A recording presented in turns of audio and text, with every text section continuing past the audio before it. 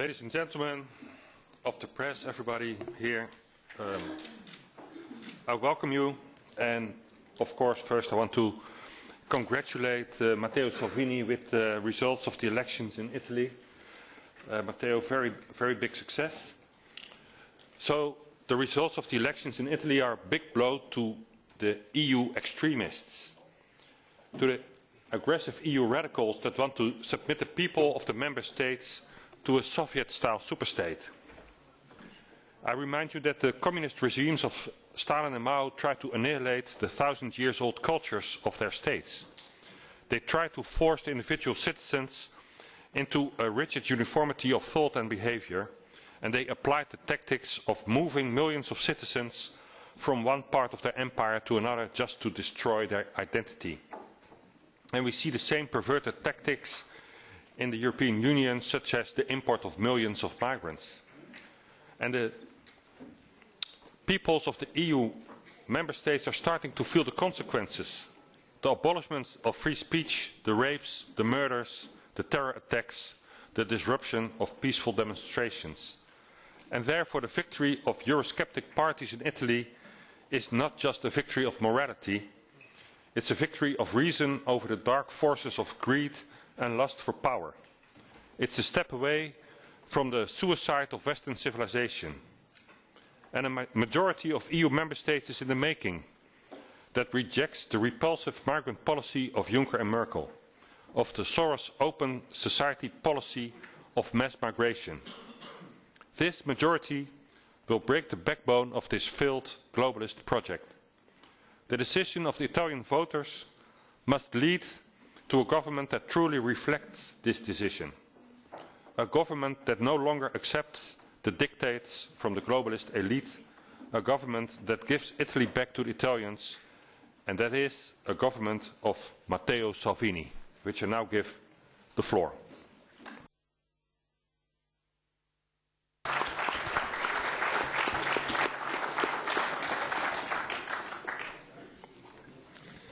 Grazie. Intendo ringraziare. Thank you. I'd like to express a word of thanks to all my friends from the ENF group, with whom we continue to enjoy excellent working cooperation. We've just had a clear message from Italy.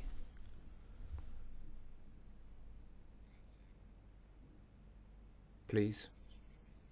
I'd much rather be speaking on my own if you don't mind.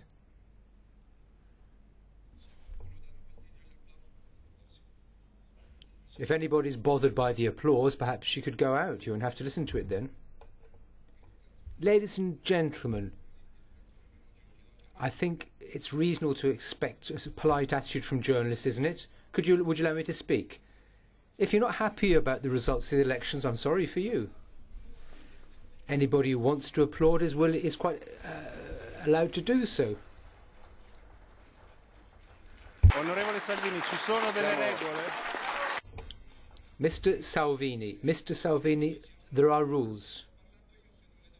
I'm very sorry, I was speaking, sir. If you don't like the results of the elections, I'm sorry to hear that. Questo è il bello del risultato. This is the great thing about the election result.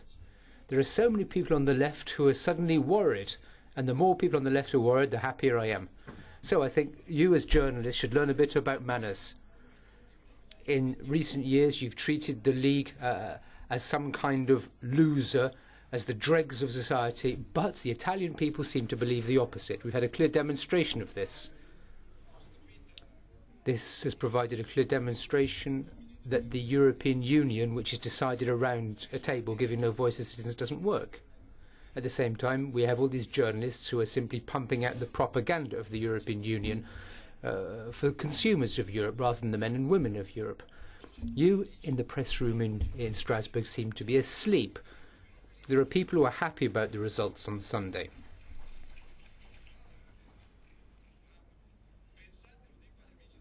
Mamma mia. So, to our foreign friends here, I'd just like to ask you, can you imagine the conditions which we achieved this victory? The newspapers can write whatever they want. The journalists can stay or they can leave, I don't care. So what we're doing now is working to set up a government. We are representing the wishes of the people. Thanks to our government and previous governments, the public debt has reached record levels. We've seen increases in the pension age. We've seen cuts to funding for local authorities, hospitals, museums, police forces. We've lost control of half of major Italian companies, which are now in foreign hands. We intend to do exactly the opposite. And if you expect the next government in Italy to increase taxes and decrease VAT, I can promise you that we'll do the opposite. We will cut taxes in Italy to bring them down to 15%. A flat tax which is now in place in 7 countries in the European Union. In other words, it would be difficult for anybody in Berlin, Brussels or Frankfurt to refuse that. We will be able to do it because others already have. We also want to create improved relations between the people of Italy and the tax authorities. We've also committed ourselves to school reform. On immigration, I've read that the European Commissioner very much respects the Italian vote and says that the Italian government's line won't change, but I suggest you leave it to the Italian people to decide what their position is on immigration. With the Lega in government, there will be less expulsions because less immigrants will be landing in the country. Anybody who escapes from war clearly needs help. But the fact is that Europe has now been attracting millions of people running away from war to Europe. We will set out our priorities in a peaceful, serene way. The banking directive, the Bolkenstein directive, agricultural policy, trade policy, major agreements which favour major internationals rather than SMEs. Both in Rome and in Brussels. We want to maintain peace and work for peace. And clearly we are committed to good relations with Russia, which is the exact opposite of what Brussels strangely seems to have opted for over the last few days. And given that Europe has to be based on peace, it's interesting that we still have a pre-candidate in Turkey and an enemy in Russia. I hope that the Italian vote will prove to be an initial taste of what awaits us in other countries. We'll be following very closely work to form a government over the next few months. I would also like to congratulate our French friends for their courage and the results of the FN Congress in Lille over the weekend.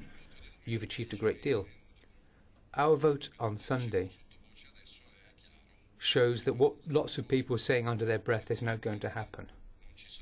Next year's European Parliament elections will no longer be a showdown between the centre-right and the centre-left. The EP elections next year will give people the right to take back their identity and to take their demands to Brussels and Strasbourg. Next year will be a fantastic year. I hope that I'll have the honour of governing my country.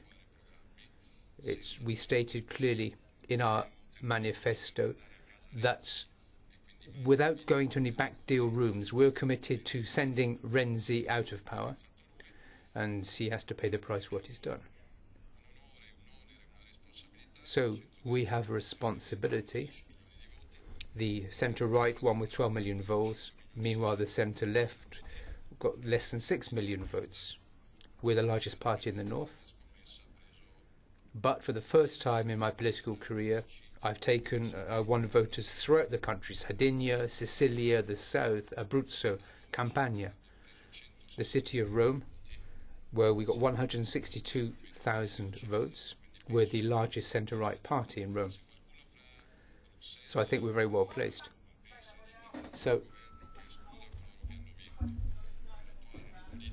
when it comes to the current policies we're seeing of the suicide of the European Union, we're not going to give in to that. We're scared of nothing, including elections. We are committed to governing. That's part of our manifesto. We think that Italian people should be able to retire when they deserve to retire. We should be increasing the income of young people. We should ensure that we maintain the sovereignty of all countries. We need to defend our borders. And we will ensure that the rights which have been taken away from the people of Europe in recent years should be restated. And the right above all to hope. EU policies in recent years have taken away people's hopes and dreams of the future. I'm not sure what's happened elsewhere, but in Italy we've seen quite terrifying statistics when it comes to the economic and social situation. The number of children born, for example. 464,000 children were born in Italy last year. That's the worst figure we've seen in 50 years. That's the type of statistics that the Italian government under Salvini will be trying to reverse. As far as the 3% figure for GDP is concerned, if we can respect it, all well and good, but I think we're perfectly entitled to ignore it if it's necessary. So we will be looking at the number of children born in our country rather than figures such as the interest rate spread. And if somebody wants to applaud me on that, I'll be delighted. Thank you.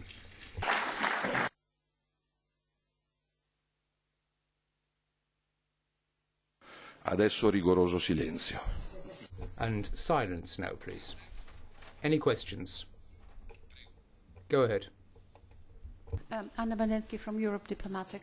Mr. Salvini, your policies, your key policies, are always very confrontational with the European Union.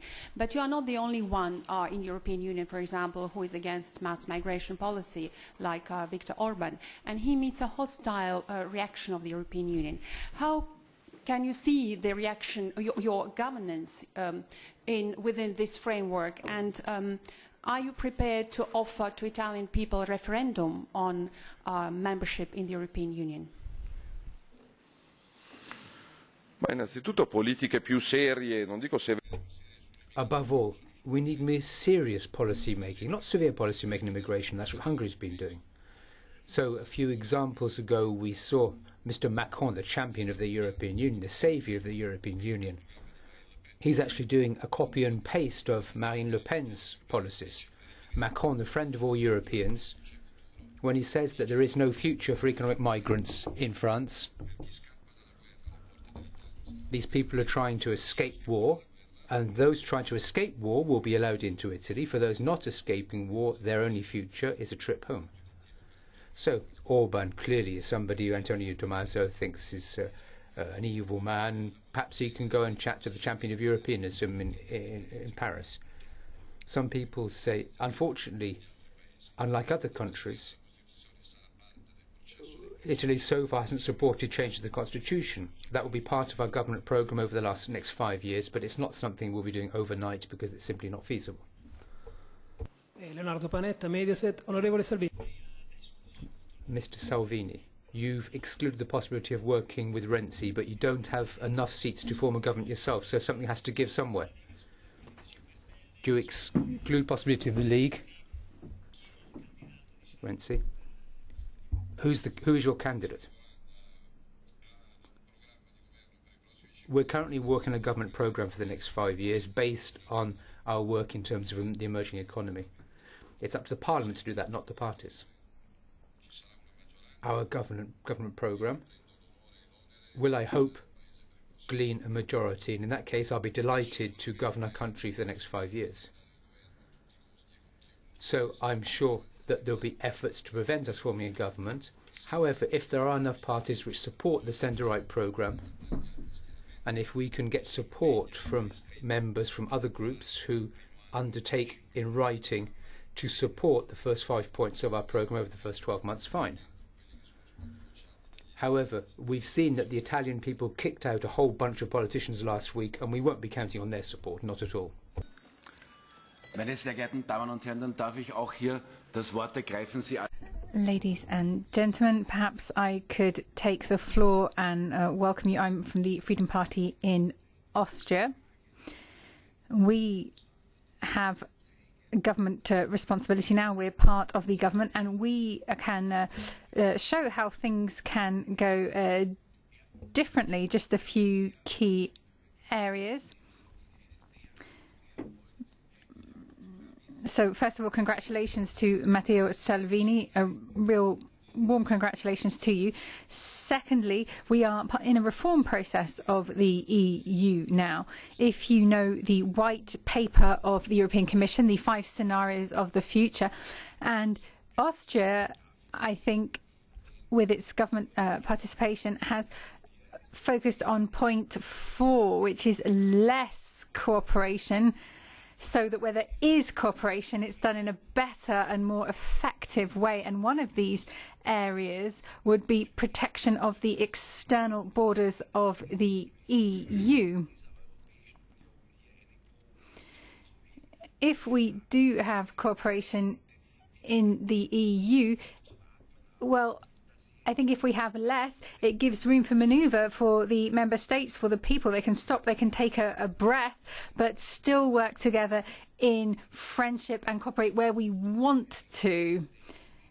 And what we're doing in Austria is looking at these areas of migration, of climate change, of tackling criminality, all of these areas where over the past years we've seen negative developments. We're trying to repair these areas. We are part of the government now. We've put a lot of measures in place already. We've seen resistance internationally and in Austria as well. But what we can also see is that the people are giving us their support. There were 3 elections in Austria recently, and we have made significant progress. There's an election coming up in Salzburg, an important province in Austria, where we're also expecting to see growth. We should take this cooperation in Europe seriously. We should discuss it on a serious basis. We are party representatives. We represent parties here in Europe. Those who raise their voices and say we want to be friends, we want to cooperate, we have nothing against working together in important areas, but we are careful that there isn't too much centralisation in Brussels, that our parliaments in our home countries still have the possibility to have self-decision in important areas, that we can safeguard our democracy, that we can have those possibilities. That is what we're trying to achieve with our parties. So that is why I am very pleased that with Lega, previously the Lega Nord party, had such a sensational success, and I think it's an important step forward in the reform process in Europe, which is something which is necessary. It's good for the people in Europe, for democracy, for friendship, and for the prosperity in our continent. Thank you.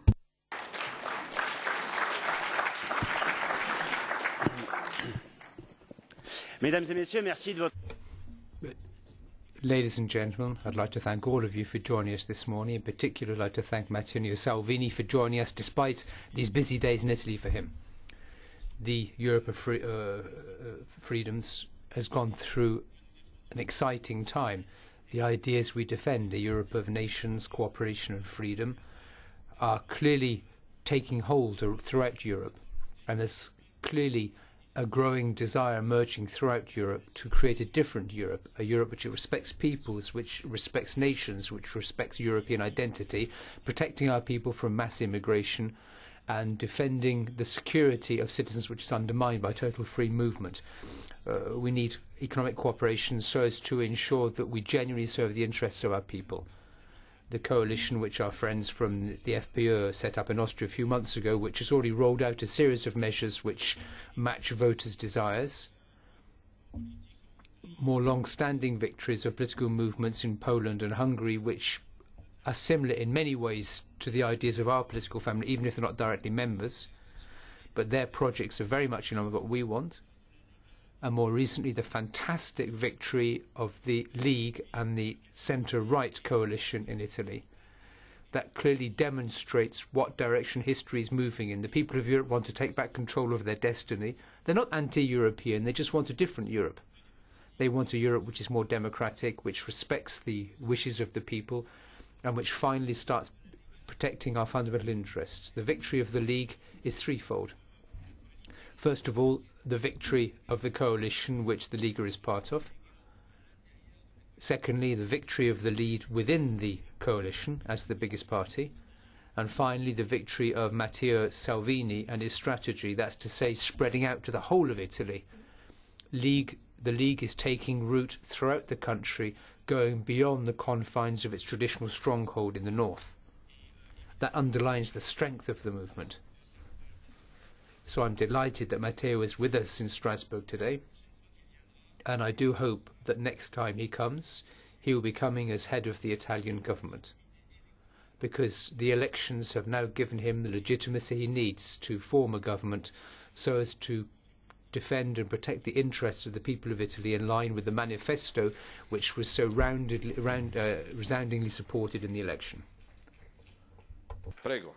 Go ahead.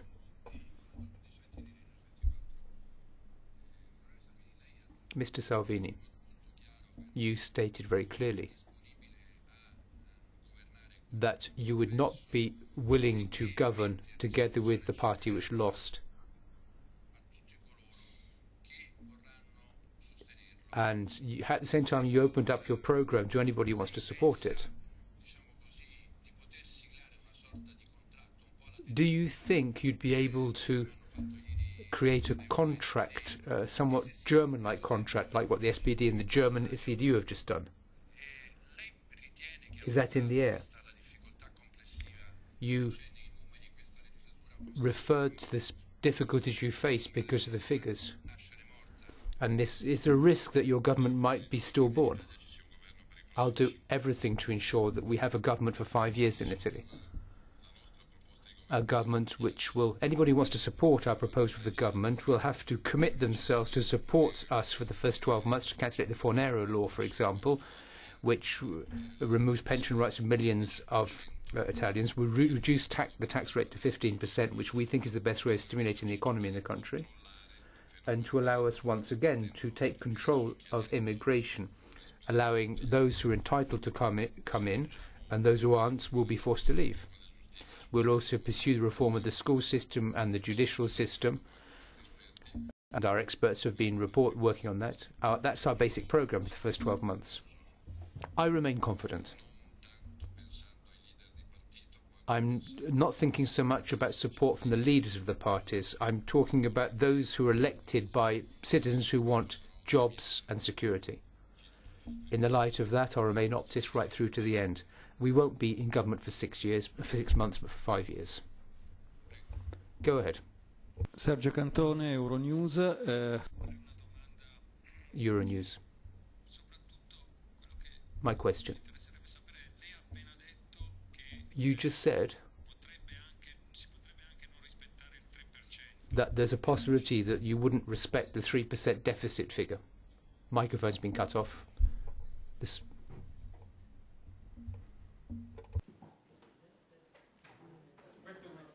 No, you need a microphone, sir.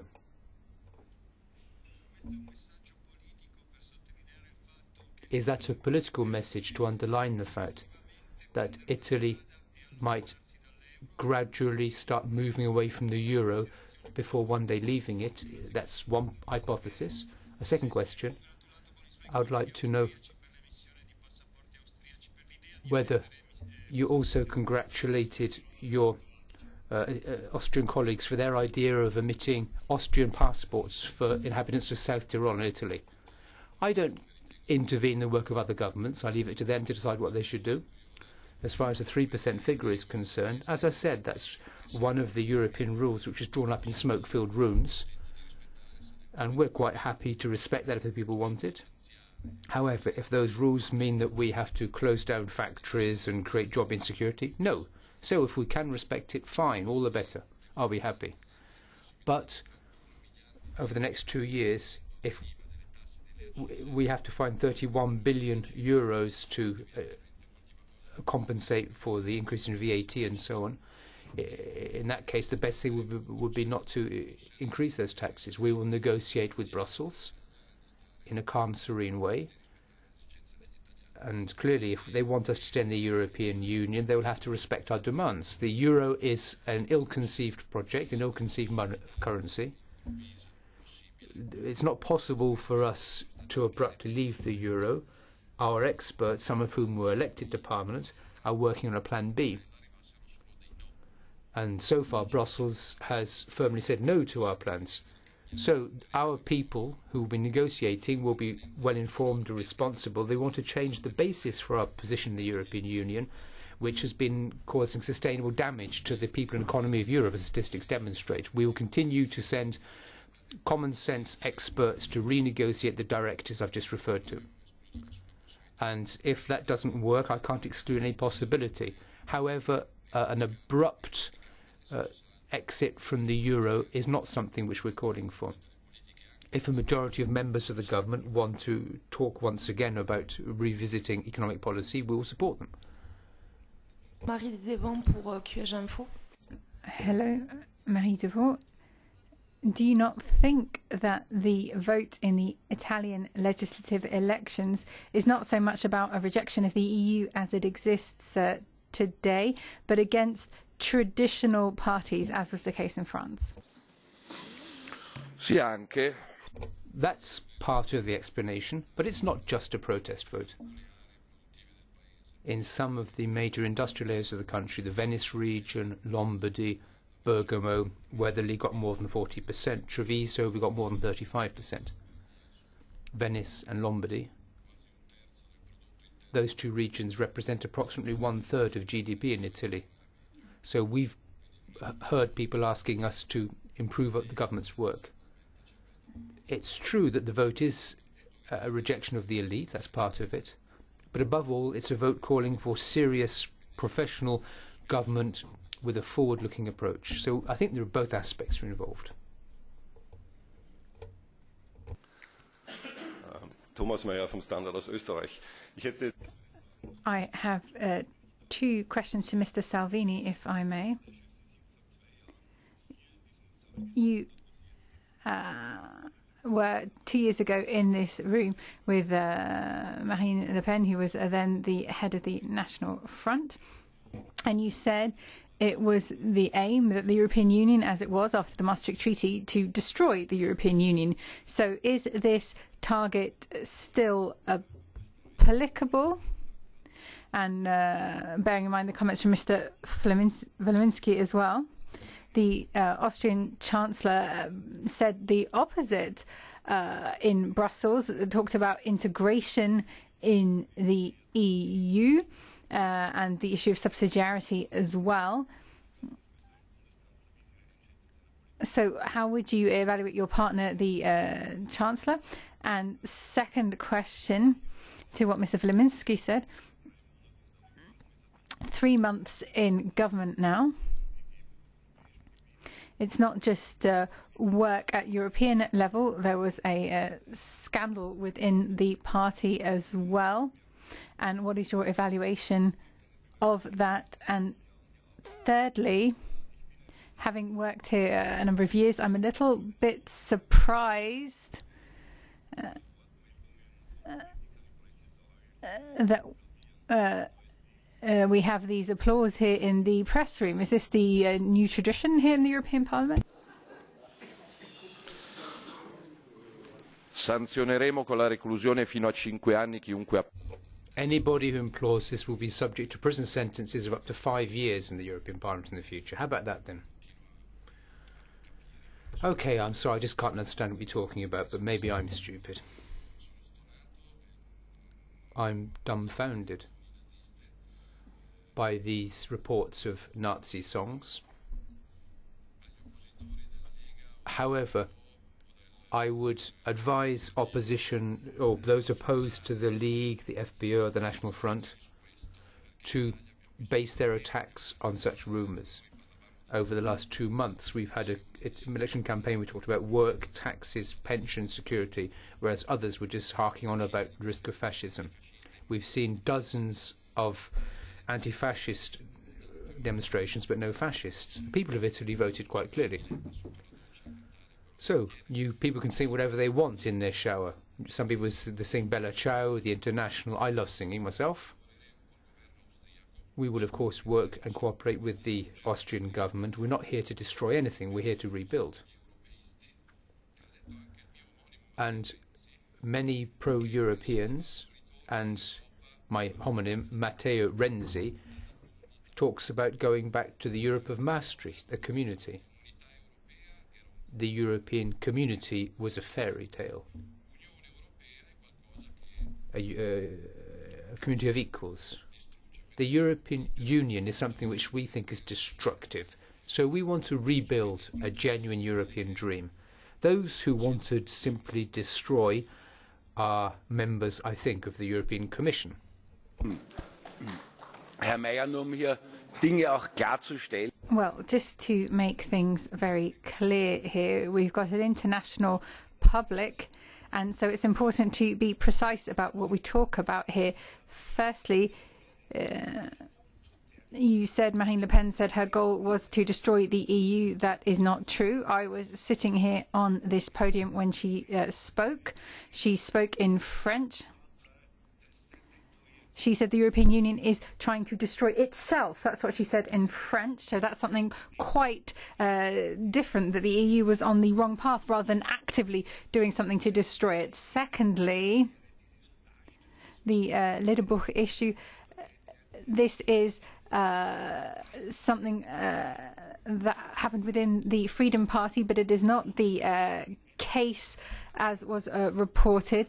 It was one of our candidates in a private, happened in a private meeting. And this person themselves withdrew after this scandal, just to be very clear. So there wasn't such a book within the Freedom Party. That wasn't the case. Now, when you talk about the Chancellor putting together the government programme with us, yes, we do want to have more subsidiarity. Yes, that is correct. In our member states, we want to be able to decide more things, not have everything at a supranationalist level. We don't want to have a huge amount of legislation at a central level. There's no understanding for Austria, for that level in Austria. And what we want was the fourth scenario, the European Commission, that in the white paper. So less cooperation, so we can focus more on cooperating where we need to, so we can cooperate better in areas such as protection of external borders. Yes, there were a few people who clapped some stuff, and it's nice when we celebrate something when we've had a success. And so those people are congratulating Mr. Salvini on an important step in the reform process.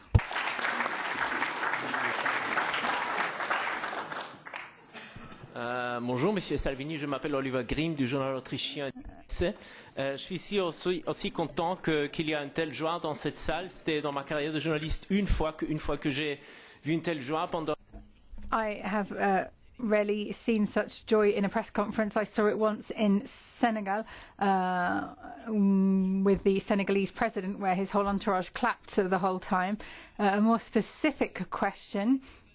You said you felt very committed to good relations with Russia, and you couldn't understand why the EU had chosen a path of confrontation with Russia.